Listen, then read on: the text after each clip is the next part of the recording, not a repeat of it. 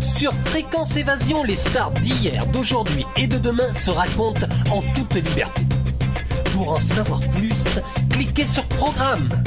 Bon surf sur le site de Fréquence Évasion, www.fréquenceévasion.com. Dans quelques instants, Parole de star, l'invité aujourd'hui, c'est Efer David. À tout de suite. Radio Fréquence Évasion, le son de la Côte d'Azur. Votre soirée télé sur les 6 chaînes et la TNT. Qu'allez-vous regarder ce soir? Pour en savoir plus, cliquez sur Programme TV. Fréquence Évasion vous propose le programme de votre soirée grâce à programme-télé.org. Bonne soirée à la télé ou sur Fréquence Évasion. Prenez de l'altitude avec Fréquence Évasion. Efer David, bonjour et merci d'être avec nous. Bonjour. Alors, quelle est votre actualité du moment?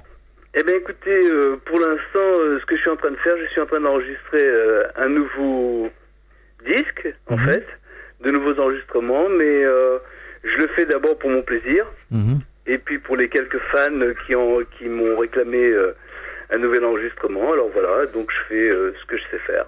Il y en a beaucoup des fans. Il y en a pas mal. Et ce qui est étonnant d'ailleurs, il y en a de plus en plus depuis que tout le monde sur la planète commence à avoir Internet. Ouais. Et donc je me retrouve avec des gens qui m'écrivent d'un peu partout. C'est très agréable.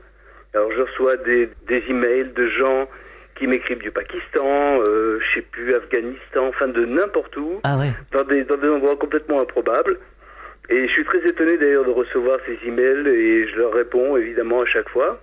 Et sinon, j'ai aussi des demandes de gens qui veulent que je vienne jouer dans leur pays, que je vienne faire un concert. Là, le dernier en date, c'était avant-hier. Quelqu'un m'écrit de l'Uruguay. Ah oui, quand même. Voilà. Et donc, voilà. Donc, c'est très amusant.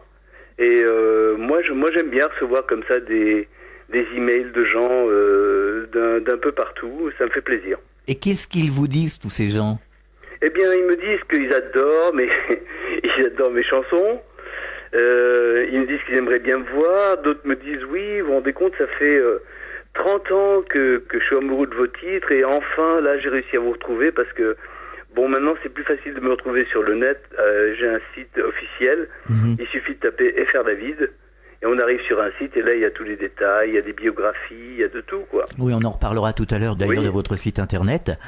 Comment tout a commencé pour vous, Efer David? Comment en êtes-vous arrivé au monde de la musique et de la chanson? Eh bien, bizarrement, en fait, j'accompagnais à la guitare ma sœur qui chantait à l'époque, dans les 60s. Et elle avait besoin de quelqu'un pour l'entraîner. Donc elle m'a acheté une petite guitare. J'ai appris des accords comme ça, par des méthodes. J'ai pas vu de professeur, rien du tout. Et j'ai commencé à gratter sur une guitare pour l'accompagner. Et puis après, de fil en aiguille, j'ai monté des petits groupes de lycée. Après, on a commencé à jouer dans des clubs. Après, ça a commencé à devenir professionnel. J'ai joué avec un tas de groupes. Et ensuite, j'ai commencé à rencontrer des gens qui étaient mes idoles. Et voilà, quoi, ça s'est fait comme ça. Tout simplement. Quelles étaient vos influences musicales à l'époque? Bien écoutez, j'étais assez éclectique parce que à la fois j'aimais Ray Charles, qui a été le premier martien qui m'a troublé, quoi. Quand je l'ai vu sur scène, je me suis demandé si ça pouvait vraiment exister quelqu'un comme lui. Et ensuite, évidemment, j'ai été envahi par la vague british de tous ces groupes, que ce soit les Beatles, les Who, les Rolling Stones et tous ces groupes qui étaient fantastiques. Et en fait, ça a été j'étais influencé par tous ces gens-là, quoi. Ray Charles qui disait il y a de la bonne musique et l'autre c'est tout. Oui, voilà, c'est tout. Et c'est vrai, il a tout à fait raison parce qu'en fait, je sais pas, moi, je peux aussi bien aimer une symphonie d'un grand auteur de l'époque, enfin, comme Mozart ou Bach ou Beethoven, et ça peut me toucher. Et c'est pas pour autant que je vais pas aller l'instant d'après sur scène avec des rockers échevelés pour balancer un Long-Tall Sally, par exemple. Alors vous avez rencontré Ray Charles, vous pouvez nous parler du personnage, qui était-il? Alors Ray Charles, c'est un personnage extraordinaire parce qu'après on est devenus amis. Et c'est ça qui était extraordinaire dans ma vie, c'est que j'ai pu rencontrer en fait mon idole et lui écrire une chanson. Et aussi travailler dans son sillage et rester ami avec lui jusqu'à la fin, jusqu'à sa fin. Voilà. Et la rencontre avec Ray Charles, ça a été complètement improbable. J'ai un ami à moi qui est serrurier, Oui. qui s'appelle Jean-Pierre Grosse. Mhm. Et il était très fan de Ray, jusqu'à devenir manager de Ray. Mhm. Mais avant de devenir manager de Ray, en fait, il l'a contacté en lui présentant des titres que j'avais écrits. Mhm. Et Ray nous a donné rendez-vous d'abord en Allemagne, à Cologne, et ensuite à Los Angeles, Mhm. dans son fief. Et là-bas, on a travaillé en studio avec lui. Et c'était un personnage extraordinaire. Enfin, musicalement, il n'y a rien à dire. Et humainement, il n'y a rien à dire non plus, parce que pour ceux qui le connaissaient à l'époque, c'était quelqu'un de généreux. Enfin, c'était un grand humain, quoi. Un grand personnage, en tout cas. Oui, vraiment. C'est le public qui détermine la bonne musique, à votre avis? Toujours. Toujours. Toujours, oui. Parce qu'en fait, si on devait faire de la musique pour nous-mêmes, eh ben, on ferait pas de disques. Ah, et c'est vrai. Si on fait des disques, c'est parce que on attend la réponse des gens, leur jugement. Mhm. Et tout est basé là-dessus. Donc, on doit tout au public. Et en fait, on fait de la musique pour le public. Est-ce que vous pensez, comme le disait Jacques Brel, que les chansons et la musique doivent être porteuses de messages, obligatoirement? Non. Non. Non, pas du tout. Je suis pas d'accord. Enfin, lui, bon, c'est quelqu'un qui avait beaucoup à dire. C'était très basé sur le texte, Mhm. Jacques Brel. Je pense bien qu'il a eu des musiques très très belles. Hein. J'ai Oui. rien à dire là-dessus. Il y en a certaines que je me suis souvent surpris à fredonner. Mais moi, je pense que la musique, c'est une vibration. Et on peut être touché par une vibration sans forcément comprendre les paroles. La preuve, c'est que je chante en anglais et qu'il y a des gens dans le monde entier qui parlent pas forcément anglais et qui aiment mes chansons. Tout à fait d'accord. Pourquoi avoir choisi de chanter en anglais? Bah écoutez, comme je vous avais dit au départ, mes influences étaient vraiment anglo-saxonnes, Mhm. que ce soit Ray Charles ou tous les groupes de la British, de la vague British qui a eu une certaine époque. Je sais pas, je chantais en anglais. Au début, je savais pas ce que je disais. C'était des onomatopées. Oui. Bah oui. Ouais. D'abord à l'école, j'avais jamais été très bon en anglais. Mhm. En fait, c'est parce que j'étais fainéant, quoi, c'est tout. Mhm. Mais j'avais une bonne oreille et donc j'arrivais à capter les onomatopées, je chantais, mais sans savoir ce que je chantais vraiment. Et puis après, bon, il est évident que quand j'étais plongé dans le bain en passant 6 ans aux États-Unis, après, l'anglais est devenu ma deuxième langue. Bon, en tout cas, le résultat est très très bon, excellent. Et merci.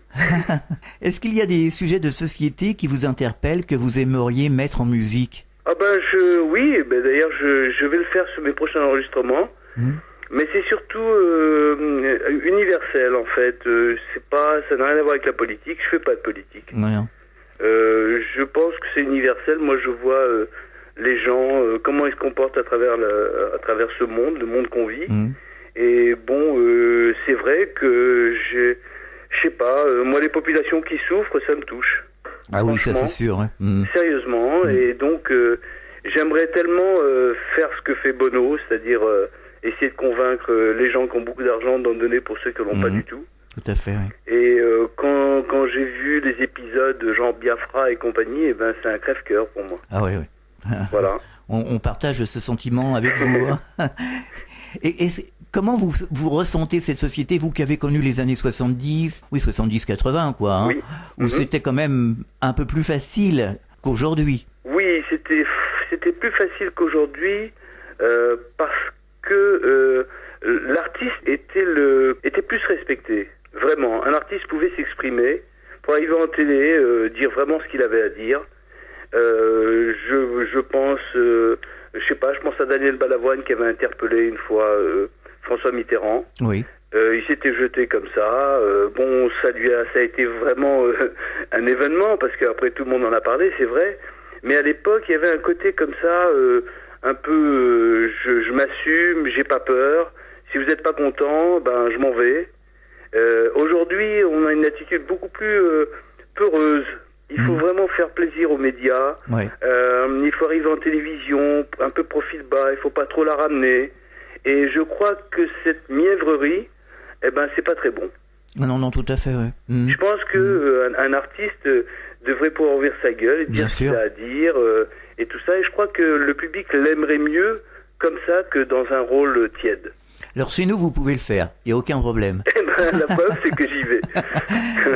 Quels sont les rapports que vous avez avec les médias? Est-ce que c'est facile, vous, qui êtes artiste des années 70, 80, de passer sur ces grands médias? Non, c'est pas facile, et puis à la limite, je suis pas malheureux d'être un peu à côté, d'être un peu exclu ici, en France. C'est vrai, je participe pas à beaucoup de choses. Personnellement, hein. Je participe pas à beaucoup d'événements. C'est pas quelqu'un qui m'appelle pour me demander de venir défendre une cause avec d'autres artistes. Il y a d'autres gens sur la liste, mais ça va. Vous savez, moi, je m'ennuie pas. Je vais un peu partout. Je vais dans des pays où je fais des choses que je fais pas en France. Après tout, c'est vrai que ma culture est française. Je suis français. J'aime ce pays. Mais bon, j'ai la chance de pouvoir m'exprimer ailleurs et je le fais. Alors vous n'êtes pas resté en France en tout cas, vous êtes parti à l'étranger, enfin aux États-Unis en 1974, c'est bien ça? C'est bien ça. Et vous remplacez un chanteur, je crois, qui s'appelle Joe Lubb, c'est ça? Oui, Joe Lubb, c'était le chanteur d'un groupe qui s'appelait Les Variations. Les Variations, oui.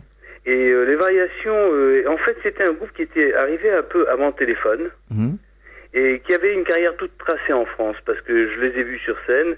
Et c'est vrai qu'ils explosaient toutes les salles où ils allaient. Joe était un chanteur très charismatique, qui emmenait bien le groupe. Il y avait une grosse énergie. Mais eux voulaient voir encore ailleurs.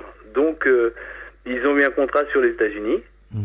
Et ils devaient donc enregistrer un album qui s'appelle Café de Paris. Et Joe ne se sentait plus d'y aller. Au dernier moment, je sais pas, il a eu une espèce de crispation.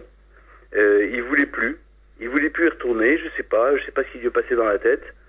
Et du coup, le groupe s'est retrouvé sans chanteur. Et comme je les connaissais, puisque j'avais été des fois les aider en studio à faire des chœurs comme ça, parce que je les connaissais. Et un jour, on s'est retrouvés. Ils étaient un peu perdus. Ils avaient fait toute l'Europe pour trouver un chanteur. Finalement, ils m'ont dit, on a fait un petit bœuf comme ça. Et puis ils m'ont dit, pourquoi tu viendrais pas avec nous? Ah oui. Voilà, et donc je me suis retrouvé aux États-Unis. Moi, j'avais envie d'aller aux États-Unis, en fait, parce que j'étais frustré de mon expérience avec Vangelis. On avait joué à l'Olympia. On avait 40 filles qui jouaient des timbales et qui faisaient des chœurs. Et c'était un gros spectacle, quoi. C'était super. On a reproduit ce spectacle en Angleterre au Queen Elizabeth Hall. Et là, ça a été aussi, on a fait 5 encore, donc c'était vraiment un énorme succès. Et quand on nous a proposé une tournée américaine, Vangelis a dit, moi j'ai un problème, c'est que je prends pas l'avion. Et donc, moi le rêve américain s'est envolé. Et du coup, après quand j'ai rencontré les Variations, je me suis dit, je vais partir avec eux. Comment ça s'est passé, cette arrivée aux États-Unis? Eh bien, on est rentré dans un... on avait loué, enfin, nos managers avaient loué la ferme d'un musicien qui s'appelle Larry Curiel, en Pennsylvanie. On est resté 1 mois à travailler dans cette ferme. Et au bout d'1 mois, on a commencé à tourner tous les États-Unis. Et on s'est retrouvés à la fois dans des grands clubs, à la fois dans des arènes, à la fois dans des stades. Et on est passé en première partie de grands artistes. C'est comme ça que j'ai découvert vraiment la grande scène avec un S majuscule. Et c'était super. J'y ai passé 1 an à tourner avec les Variations. Et après ça, je suis resté seul aux États-Unis, sans les Variations. Ça a dû vous changer de vie par rapport à la France? Complètement. Ici, j'étais vraiment très gâté, parce qu'en fait, tout tournait bien pour moi. J'avais plein de portes ouvertes, énormément de choses qui se passaient. C'était facile, quoi. Pour moi, c'était extrêmement facile. Et en fait, en allant aux États-Unis, je cherchais la difficulté. C'était un challenge. Et je l'ai accepté et ça m'a servi. On marque une pause, on revient dans quelques instants. De Menton à Toulouse, Radio Fréquence Évasion, le soleil du Grand Sud.